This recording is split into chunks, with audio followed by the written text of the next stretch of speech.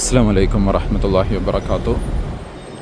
ഞങ്ങൾ അറഫയും മിനയും മുസ്ദലിഫയും ഒക്കെ സന്ദർശിച്ച് ഇപ്പോൾ ജിറാന എന്ന് പറയുന്ന മീഖാത്തിലേക്ക് എത്തിയിരിക്കുകയാണ്. വിശുദ്ധ റസൂൽ സല്ലല്ലാഹു അലൈഹി വസല്ലം ഹിജ്റയുടെ 7-ാം വർഷത്തിൽ ഹുനൈൻ യുദ്ധം കഴിഞ്ഞ് ഉംറയ്ക്ക് വേണ്ടി ഇഹ്റാം ചെയ്ത സ്ഥലമാണ് ഈ കാണുന്ന സ്ഥലം. ഇവിടെ വെച്ചുകൊണ്ടാണ് റസൂൽ സല്ലല്ലാഹു അലൈഹി വസല്ലമയുടെ അത് 3-ാമത്തെ ഉംറ കൂടിയായിരുന്നു, നബിയുടെ 3-ാമത്തെ ഉംറ കൂടിയായിരുന്നു ഇവിടെ വെച്ചുകൊണ്ട് നടത്തിയ ഉംറ ഇഹ്റാം.